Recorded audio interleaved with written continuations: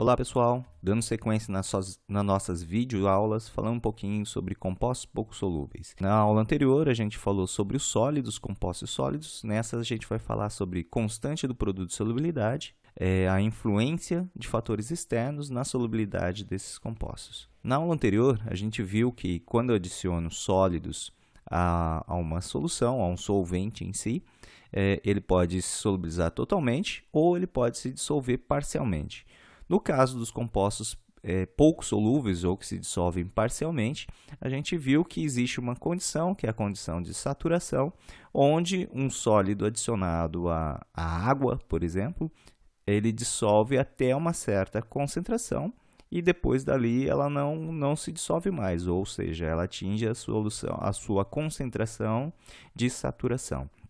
No nosso exemplo aqui, o sulfato de bário, quando adicionado em água, dissolve-se parcialmente, liberando bário e sulfato para a solução aquosa. Todos os exemplos que daqui para frente a gente vai falar, o nosso solvente é a água, por conta do nosso meio reacional ser sistemas biológicos. Então, a água é o principal solvente. Quando eu tenho, então, uma reação agora, nesse caso, uma reação de solubilidade, eu tenho que considerar também que isso é uma reação química. Então, a reação química pode ser representada por uma equação. E essa equação sempre leva em consideração produtos sobre reagentes. No nosso caso, de compostos pouco solúveis, o reagente, que nesse caso aqui é o sulfato de bário, um sólido, ele não acaba entrando na concentração, porque ele é um fator que não vai alterar significativamente suas concentrações, por conta de ser uma solução saturada. Então, como o sólido não acaba influenciando o equilíbrio químico, a gente considera na equação de equilíbrio somente as frações iônicas. Por esse motivo, essas equações elas são chamadas de equilíbrios heterogêneos, onde a gente tem um sólido e íons dissolvidos, composto, dissolvido nessa solução, no solvente em si. Por conta disso também, essa constante de equilíbrio, que considera somente agora a fração iônica, ela também ganha um nome específico, chamada constante do produto de solubilidade, ou também chamada de KPS. Essa constante em si é determinada termodinamicamente, e assim como as outras, a gente tem tabelas que representam, que exemplificam elas. Nós não vamos aprofundar na definição, na determinação dessas constantes, mas sim vamos fazer uso delas. Bom, se eu souber o valor da constante do produto de solubilidade, eu posso usá-la para determinar, por exemplo, a concentração de bário e sulfato nessa solução saturada. Isso é muito importante para nós, nos conceitos de química, porque a partir delas eu posso fazer uma predição e saber quanto que eu vou conseguir dissolver de um determinado composto. Essa capacidade máxima de dissolução é chamada de solubilidade. Para calcular a solubilidade, a gente precisa considerar alguns fatores. Nesse caso, eu não sei qual é a concentração de bário e a concentração de sulfato, mas eu tenho algumas outras informações que são importantes. Eu tenho o valor do KPS e eu sei que a concentração de bário ela será igual à de sulfato quando a gente considera as frações molares. Por quê? A fonte, a origem delas é de um único composto, que é o sulfato de bário. Então, se eu tenho 1 mol de bário, eu vou ter 1 mol de sulfato e assim por diante. Levando em consideração isso, que eu não sei qual é a concentração, mas eu sei que eles estão em fatores iguais, eu posso fazer uma resolução matemática atribuindo uma incógnita comum a esses dois fatores, tanto o bário como o sulfato. Eu não sei quanto é, mas eu sei que eles são iguais. Então, eu passo a chamar ele de uma incógnita, nesse caso que eu estou chamando de S de solubilidade, mas poderia ser qualquer fator, em que bário e sulfato, ambos podem ser representados pela letra S. Resolvendo essa equação, sei o valor do KPS, então facilmente eu posso determinar o valor da solubilidade. Nesse caso, o valor da solubilidade é resolvido pela raiz quadrada do valor de KPS. Considerando que, nesse caso, a nossa relação molar é de 1 para 1, ou seja, para cada bário eu tenho 1 de sulfato. E se, no caso, por exemplo, a nossa relação fosse diferente, por exemplo, aqui do hidróxido de bário. Bário eu tenho para cada mol de bário 2 de hidroxilas, uma relação de 1 para 2.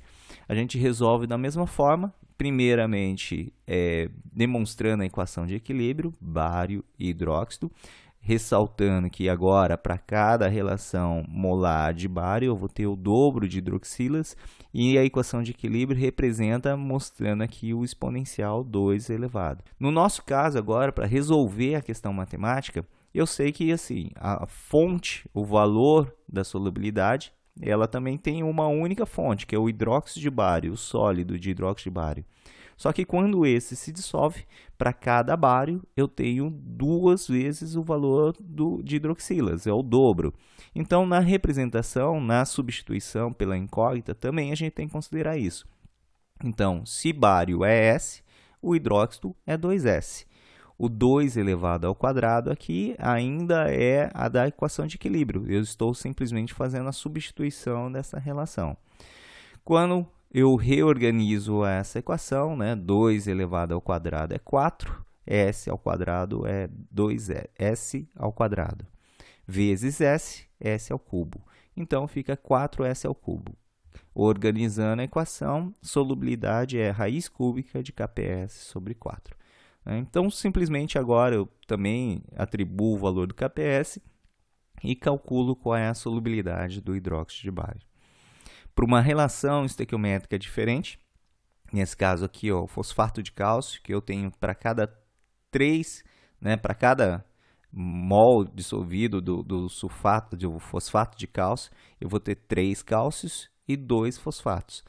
Né? A equação de equilíbrio considera esses fatores, o exponencial 3 aqui para o cálcio e 2 para o fosfato. Isso é porque assim, 3 por 2 mais dá mais 6 e 2 por 3 menos dá menos 6. Então, em termos de equilíbrio de carga, eles acabam sendo equivalentes. Para substituir ou para calcular a solubilidade desse composto, eu também tenho que levar isso em consideração. Então, cálcio é 3S e fosfatos 2S. Organizando essa equação, a gente chega no fator de 108S à quinta e o valor da solubilidade é raiz à quinta de KPS sobre 108. Aqui é um ponto importante que vocês alunos precisam aprender a utilizar a calculadora científica, lembrando que para fazer raízes à terceira, raízes à quinta, na calculadora vocês vão utilizar uma segunda função que está sobre o exponencial, né, que é representado normalmente por x raiz. Avaliem bem, testem aí os valores para fazer os cálculos corretamente. Para exemplificar, vamos fazer um cálculo numérico aqui. Então, fosfato, pegando como exemplo fosfato de cálcio, né? A equação de equilíbrio é cálcio elevado ao cubo vezes fosfato elevado ao quadrado. Substituindo as equações, a gente viu que para a resolução do cálculo da solubilidade é raiz à quinta de KPS por 108. Resolvendo, né, o valor do KPS, nesse caso que é 2,07 vezes 10 a menos 3. Ah, professor, como que eu acho esse valor aqui? Bom, basicamente a gente vai lá, vamos no Google, né, só mostrando que a gente pode atribuir um valor, né, tabela de produto de solubilidade. Procuramos aí, tem vários valores, peguei essa primeira aqui e vou procurar o fosfato de cálcio. No nosso caso aqui, fosfato de cálcio, o valor é 2,07 vezes 10 a menos 33. Então, o valor do KPS para o fosfato de cálcio, 2,7 vezes 10 a menos 33. Dividido por 108, esse valor dá um valor de solubilidade de 1,14 vezes 10 a menos 7 mols por litro. Ou seja, toda vez que eu coloco fosfato de cálcio em 1 litro de água, né, o número de mols dissolvidos ou solubilizados, nesse caso, é de 1,14 vezes 10 a menos 7 mols de fosfato de cálcio. A partir desse valor, eu posso calcular também a concentração das espécies iônicas, do cálcio e do fosfato. Como que eu faço isso? Bom, cálcio, a gente viu na equação de equilíbrio que ela tem uma relação 3S. Para cada S dissolvido, eu tenho 3 vezes mais cálcio. Então, a solubilidade, né, ou seja, a concentração de cálcio, é 3 vezes o valor do S. S é 1,14 vezes 10 a menos 7, então o cálcio é 3,42 vezes 10 a menos 7. A mesma coisa para o fosfato, que era 2S, então dando um valor aqui de 2,28 vezes 10 a menos 7. Então, simplesmente, para calcular as espécies iônicas, eu considero o valor do S e determino qual é a relação estequiométrica, 3 ou 2, ou seja lá qual for. Então, dá para a gente calcular a partir daí. Como os exemplos anteriores que eu apresentei é uma condição ideal, uma condição em que a gente tem o nosso composto puro adicionado em 1 litro de água. Mas isso daí no mundo real acaba sendo quase que inexistente. A gente sempre vai ter fatores externos que vão acabar influenciando a solubilidade dos compostos. Entre eles, a gente tem vários efeitos que acabam atrapalhando. O primeiro deles, e talvez o mais importante, que influencia mais significativamente a solubilidade, é o efeito do íon comum. Ou seja, eu adiciono um íon comum ao equilíbrio. No nosso caso lá do fosfato de cálcio, por exemplo, se eu adiciono de uma fonte externa um íon cálcio, por exemplo. Outros fatores como a temperatura, o pH, a força iônica, também podem influenciar a solubilidade, alterando as suas concentrações em relação ao meio aquoso convencional. Reações químicas de formação de complexos também acabam influenciando significativamente a solubilidade, mas aumentando esses valores de modo geral. Vamos ver cada um desses efeitos e as suas importâncias. No caso do efeito do íon comum, vamos considerar esse cenário onde que eu tenho um becker. Nesse becker eu tenho um sólido pouco solúvel, o sulfato de bário, em excesso, né? Esse montinho que representa que eu tenho ele precipitado. Ela atingiu uma condição de equilíbrio, onde a concentração de bário e sulfato se estabilizaram.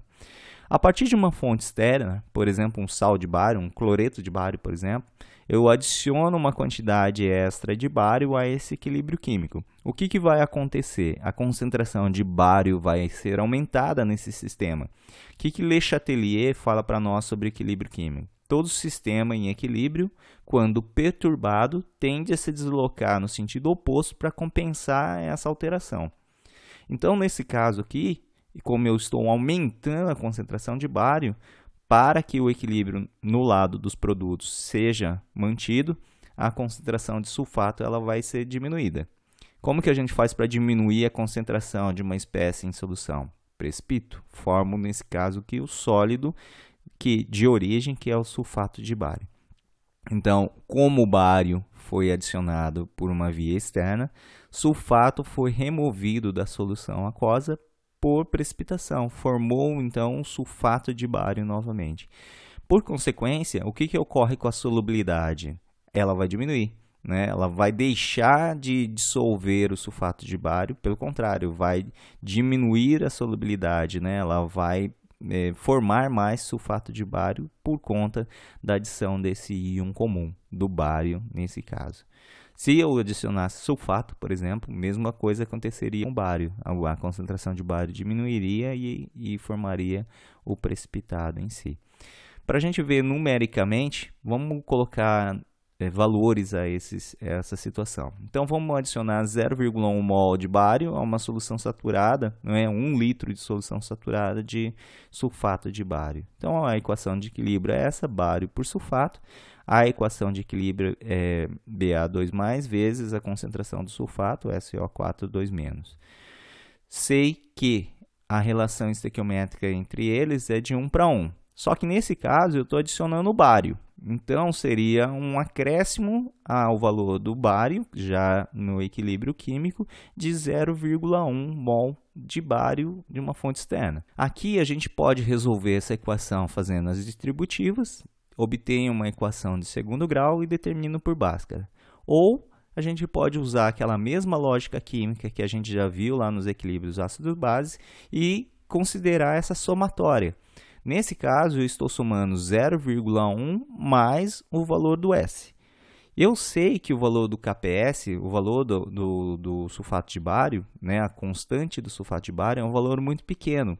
E isso representa que o valor de solubilidade é pequeno também para esse composto. Ou seja, se o valor do S é um valor pequeno, né, quando eu tenho um valor muito pequeno somado a um valor relativamente grande, esse valor do S praticamente ele vai ser desprezível dentro dessa somatória. Ou seja, 0,1 somado a 0,00000 alguma coisa, ele vai ser praticamente 0,1. Então, para simplificar a questão matemática, eu posso ignorar essa incógnita e manter apenas o valor de 0,1, o valor majoritário, dentro da nossa relação. A equação fica muito mais simples agora, é KPS igual a 0,1 vezes S, isolando o valor do S. Então, a gente tem aqui o valor do KPS, que é 1,08 vezes 10 a menos 10, né? Lembre lá, procura no Google, dividido pela concentração, 0,01, que isso dá um valor de 1,08 vezes 10 a menos 9, né? Bom, como que eu sei que a solução, a solubilidade foi alterada com a adição do bário em si? Para a gente saber se ela foi alterada ou não, eu preciso comparar com o valor original, com o valor da dissolução em água pura. Eu sei que bário e sulfato têm uma relação de 1 para 1, então a solubilidade em água pura simplesmente é a raiz quadrada de KPS. A raiz quadrada de KPS tem esse valor, de 1,04 vezes 10 a menos 5. Então, o que a gente vê? Quando eu tenho em água pura, o valor é de 1,04 vezes 10 a menos 5. Quando eu adicionei o bário a essa solução, né, um íon comum ao equilíbrio químico, essa concentração, essa solubilidade passou a ser 10 a menos 9. Né? Então, 4 ordens de grandeza pela adição de uma quantidade de bário adicionada ao meio. Né? Ficou muito mais insolúvel quando eu coloquei o bário nesse meio reacional. Toda adição de íon comum, ela influencia a solubilidade negativamente, ela diminui a solubilidade do meio. Então, se eu adicionar um componente que faz parte do equilíbrio químico, a solubilidade tende a cair. Né? Guardem isso. Bom, outro fator que acaba influenciando, mas na prática bioquímica em si tem pouca significância por conta das faixas de temperatura. Né? Nos sistemas biológicos, dificilmente a gente altera as temperaturas na ordem de 100 graus, 90 graus. Né? Então, tem pouca influência no sistema biológico, mas é importante que a gente entenda isso. É muito comum em regiões que têm águas duras, né? Águas que têm concentrações elevadas de cálcio e magnésio, acontecer esse tipo de incrustações, né? A formação de carbonatos de cálcio dentro das tubulações, nos aparelhos hidráulicos, né, chuveiros, torneiras, resistências elétricas, ralos, máquinas de lavar roupa. Isso tudo acontece por conta dos produtos de solubilidade influenciados pelas reações termodinâmicas. Então, por exemplo, aqui, olhando para o carbonato de cálcio, né, a dissociação dele produz cálcio e íons carbonatos no meio reacional. Isso é uma reação do tipo exotérmica. Né? Lembrando o que é uma reação exotérmica? É aquela que libera calor no seu produto de reação. Então, quando a gente considera que é uma reação exotérmica, a gente poderia colocar o calor aqui, a energia liberada, como parte do componente das reações químicas. Então, se a gente pega, por exemplo, uma solução saturada de carbonato de cálcio, né, em que a concentração do cálcio e do carbonato está no seu limite, e eu aqueço esse sistema, o que vai acontecer com o nosso equilíbrio químico? Né? Estou aumentando o calor, então o equilíbrio químico tende a se deslocar no sentido oposto. Então, eu estou aumentando um dos componentes comuns aos nossos produtos, então a Le Chatelier fala para nós que ele vai deslocar no sentido oposto. Então, o que vai acontecer? Vai começar a ocorrer a precipitação do carbonato de cálcio por conta dessa elevação de um componente comum, que é o calor, nos produtos da reação. Efeito oposto ocorre também quando a reação é do tipo endotérmica. né? Nesse caso, as reações endotérmicas, o nosso reagente inicial absorve calor para processar a reação química. Nesse caso, então, quando eu faço o aquecimento dessa solução de iodeto de potássio, por exemplo, né, eu vou ter um aumento da dissolução do meu composto. Então, eu adiciono calor.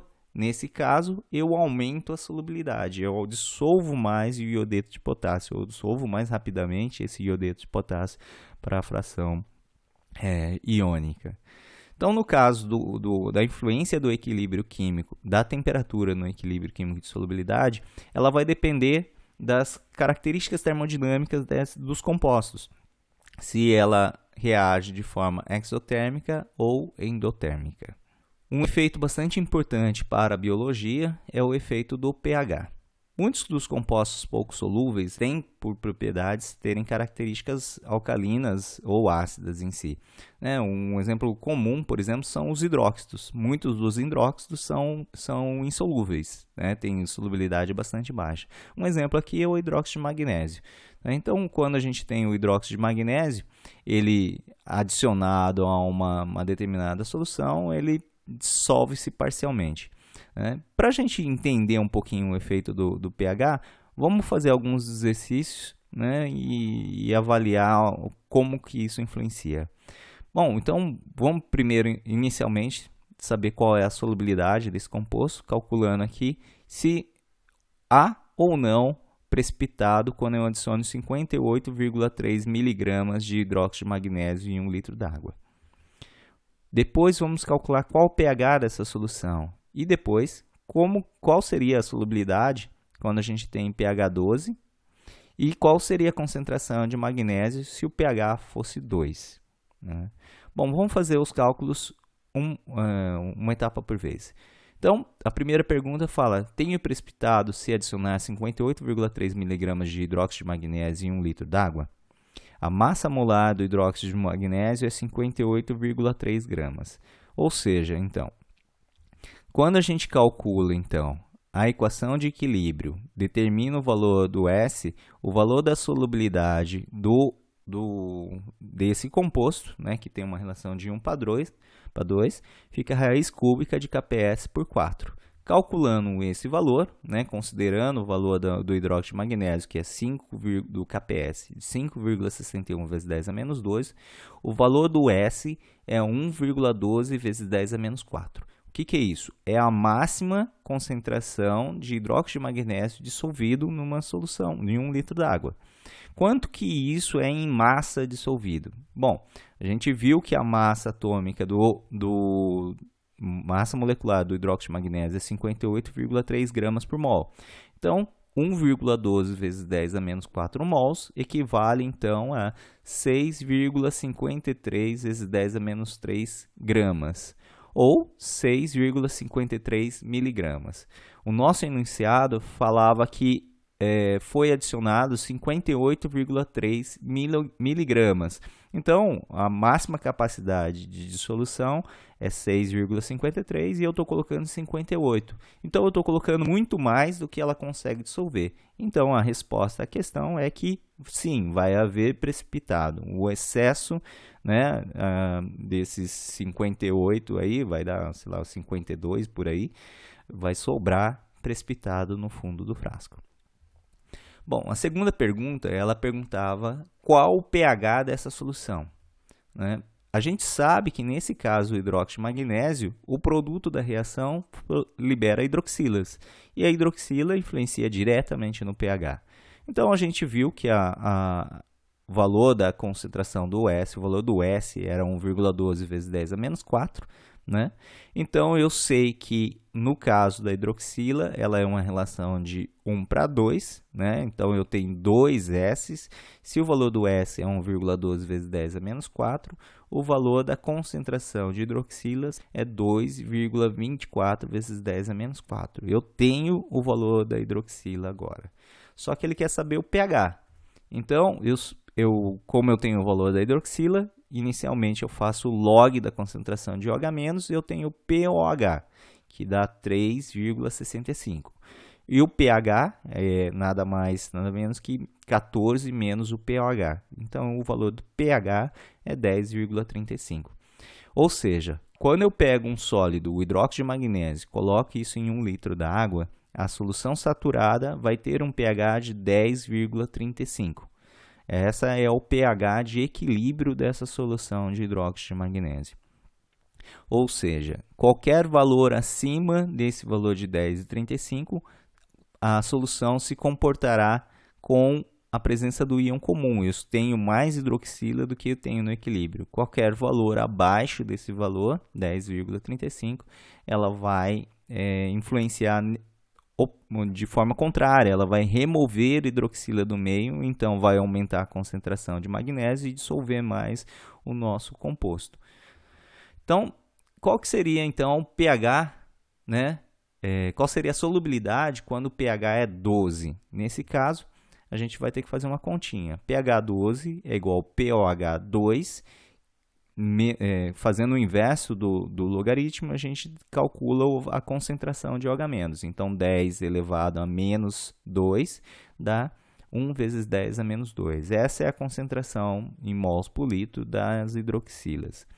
Olhando novamente a equação de equilíbrio, né? Magnésio vezes OH elevado ao quadrado, substituindo os valores conhecidos, no caso aqui é o valor do KPS, que é 5,61 vezes 10 a menos 12, e o valor da hidroxila, 1 vezes 10 a menos 2, a gente tem como calcular a concentração de magnésio.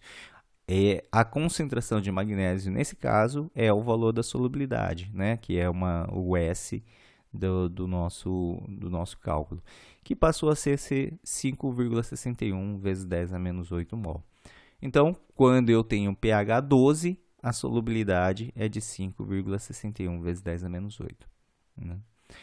Bom, no caso, tinha uma outra questão que falava qual seria a solubilidade ou a concentração das espécies quando o pH era 2.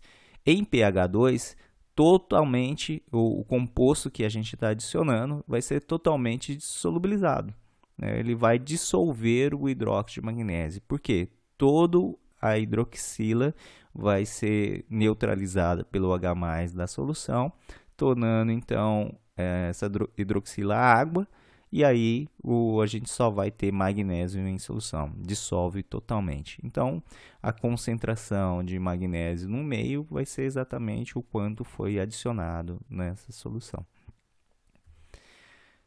Eu coloquei aqui um exercício para que vocês façam, né? Tentem fazer, dê um pause aí no vídeo, tentem fazer esse exercício e a resposta está no final do vídeo, na seção, nos últimos slides em si. Um outro efeito importante dentro dos sistemas ambientais e biológicos é o efeito do íon não comum. A gente viu lá nas primeiras videoaulas no tema atividade iônica que existe um parâmetro chamado força iônica que considera todos os íons em solução. E a gente viu que toda vez que eu tenho íons em solução aquosa, em concentração relativamente alta, esses íons vão formar os chamados pares iônicos e, efetivamente, eles vão diminuir a reatividade desses compostos, né? Então, toda vez que eu estou trabalhando em solubilidade também, eu preciso considerar não a concentração analítica, mas sim a atividade iônica desses compostos. Então, pegando como exemplo aqui, um composto pouco solúvel, cloreto de prata, onde eu tenho aqui como íons prata e cloreto, né? A equação de equilíbrio, se eu for considerar a influência dos outros íons que estão na solução, eu deveria representar a equação de equilíbrio dessa forma: atividade da prata por atividade do cloreto. A gente sabe que a atividade iônica nada mais é do que concentração analítica da prata vezes o coeficiente de atividade. É aquele fator que eu falei para vocês, né, em aulas anteriores, que considera a formação dos pares iônicos, o quanto efetivamente ele está na forma iônica dos nossos meios. Então, essa equação, quando reorganizada, ela tem que considerar esses fatores agora. Para exemplificar, vamos levar em consideração aqui um componente, sulfato de cádmio, né? A equação de equilíbrio, então, ficaria a atividade do íon cádmio e a atividade do íon sulfeto. Cádmio, substituindo a atividade por concentração analítica vezes o coeficiente de atividade, concentração analítica do sulfeto pelo coeficiente de atividade. Sei que cádmio e o sulfeto, não sei qual é a concentração, mas sei que eles vão estar em proporções iguais. Então, substituir pelo fator, pela incógnita S. Recalculando, a gente sabe que S, então, é nada mais do que raiz quadrada de Kps dividido pelo coeficiente de atividade do cádmio e coeficiente de atividade do sulfeto, né? Aqui, S2. Bom, como que faz para a gente calcular o coeficiente de atividade? Então, para calcular o coeficiente de atividade, a gente tem que fazer uso daquelas equações de Mayer-Hickel, onde a gente tem lá log do coeficiente de atividade 0,509 ou 5,1, carga do nosso íon que a gente quer avaliar, elevado ao quadrado, né, vezes a força iônica. O raio iônico vezes um fator relativo a essa dimensão do raio iônico vezes a força iônica. Essas equações a gente já viu no vídeo de atividade, né? Precisamos também calcular a força iônica, né, que faz parte da equação, ali estava dentro da raiz quadrada. A força iônica nada mais é do que a somatória de todos os íons presentes em solução, né, onde a gente tem a concentração multiplicada pela carga elevada ao quadrado. Isso tudo somado é dividido por meio e determina a concentração iônica desse meio. Vamos pegar como exemplo agora, então, que a gente tem uma solução multielementar, né, que tem, além do sulfeto de cádmio, vai ter aqui sulfato de sódio, KCl e nitrato de cálcio, nessas concentrações aqui, 0,025 de sulfato de sódio, 0,012 de KCl e 0,20 de nitrato de cálcio. As concentrações iônicas, né, serão essas, no caso o sódio aqui é 2 vezes o sódio, então 0,25 vezes 2 dá 0,5, sulfato só tem 1, potássio, cloreto 1, cálcio 1, nitrato 2, né? Então 0,2 passa para 0,4. A valência para cada um, sódio é monovalente, sulfato é divalente, potássio e cloreto monovalente, cálcio 2 e nitrato monovalente.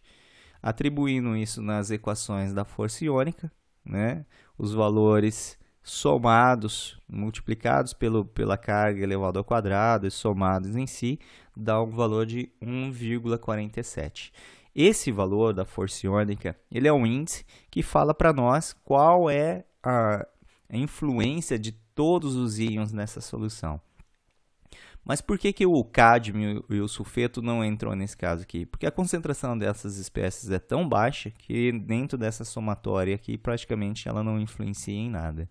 Então eu considero só aqueles íons que estão em maior concentração. Então a força iônica nesse caso é de 0,147. A partir desse valor, a gente pode calcular então agora a solubilidade do valor do sulfeto de cádmio nesse caso. Então, algumas constantes, o valor de Kps é 1 vezes 10 a menos 27, o raio iônico do cádmio é 5 vezes 10 a menos 8, e do sulfeto também é a mesma coisa, 5 vezes 10 a menos 8. Então, a gente precisa resolver essa equação, né? Eu preciso calcular qual é o coeficiente de atividade do cádmio e o coeficiente de atividade do sulfeto, e para isso a gente vai fazer uso daquela equação. Então, substituindo os valores, 0,051 vezes 2, né, porque o cádmio e o sulfeto, o cádmio é 2 mais, o sulfeto é 2 menos, elevado ao quadrado. A força iônica é de 0,147. Para o raio iônico para o cádmio e o sulfeto é a mesma coisa, que é 5 vezes 10 a menos 8. Então, resolvendo essa equação, a gente tem um valor de 0,332. Então, o coeficiente de atividade para o cádmio e para o sulfeto é 0,332. O que isso significa? Que para todo o cádmio e sulfato que eu estou sulfeto que eu estou adicionando em solução, somente 33,2% dele está na forma iônica. Por consequência, né, esses fatores de redução do que eu estou adicionando em solução, somente 33% está na forma iônica, isso vai ter que ser reposto. Eu preciso colocar mais cádmio e sulfeto para que o equilíbrio químico seja mantido. Então, o valor da solubilidade ela já considera esses fatores. Então, o valor da solubilidade passa a ser de 9,52 vezes 10 a menos 4. Né? Se a gente compara com o valor em água pura, que é de 3 vezes 16,16, ele passou a ser 9,52. Esse valor, esse acréscimo de 6 aqui aproximadamente, é a quantidade necessária a mais que eu tenho que pôr de cádmio e de sulfeto para compensar a formação dos pares iônicos, né? Para compensar essa quantidade menor de íons disponíveis em solução. Então, toda vez que eu tenho um aumento da força iônica, eu aumento a solubilidade dos meus compostos. Né? Nesse caso, que é um íon não comum ao equilíbrio, a tendência é que se dissolva mais, porque os íons deixam de ser íon, né? Formam pares iônicos em si. Assim como no íon comum, aqui também tem um exercício, né, que vai estar com as respostas lá no final do vídeo. Então, deem uma olhada, deem um pause e resolvam os exercícios. Falando um pouquinho, para a gente finalizar o nosso tópico, é o efeito da complexação. Nesse caso, a gente não vai fazer cálculos, eu só vou falar do que ocorre realmente. Nós vamos aprofundar um pouco mais quando falar de equilíbrio químico de complexação. Bom, vamos pegar como exemplo aqui uma reação química de cloreto de prata, né? Um composto pouco solúvel que dissolve a prata e o cloreto. Se por acaso eu adicionar amônia a esse nosso sistema, a amônia atua como um ligante e a prata como um metal. E a gente sabe que reações de complexação nada mais são do que a doação de um par de elétrons de um ligante qualquer para os orbitais vazios dos metais. Nesse caso, a prata tem uma afinidade com a amônia, produzindo então um complexo, né, de amônio-prata, que tem um resultante bastante favorável. Vejamos as constantes de equilíbrio. O valor do KPS, a solubilidade é muito baixa, então 1,78 vezes 10 a menos 10. Só que veja a constante de estabilidade da formação do complexo, 10 a menos 3. Então, o que vai ocorrer? Toda amônia que eu adicionar no meio vai reagir com a prata, né? Quando ele reage, forma esse complexo. Então, a prata deixa de existir na forma iônica e passa a existir na forma de complexo. Consequentemente, se a prata não está mais na forma iônica, eu vou ter que dissolver mais dessa prata, desse cloreto de prata, para repor essa concentração. Então, se a quantidade de amônia do sistema for grande, né, ela tiver em quantidade significativa, eu dissolvo totalmente o meu cloreto de prata, né? Se essa quantidade for limitada, a quantidade que eu adicionar vai reagir igualmente com a quantidade de prata, e aí a gente vai ter uma formação de complexo bastante grande e uma quantidade de cloreto de prata nesse meio reacional, né? Então, o equilíbrio químico passa a ser influenciado nesse sentido. Então, quando a gente está falando de solubilidade de compostos pouco solúveis em meio de reações de complexação, a solubilidade também sempre tende a aumentar, né? Eu vou ter mais íons dissolvidos nesse caso, mas não na forma iônica, na forma de complexos em si. Então é isso, pessoal. Aqui segue as respostas dos exercícios anteriores, né? Eu não vou fazer a resolução, mas as respostas estão aí. Então, toda vez que a gente tem aqui um efeito do pH, para essa resposta, a concentração de ferro é 1,86 vezes 10 a menos 10, a de hidroxila 5,58 quando em água pura. Quando eu aumento o pH para 10, né, então as concentrações vão se alterar. A solubilidade cai e vai indo para 3,2 vezes 10 a menos 26 para o ferro. A hidroxila se mantém por conta do pH.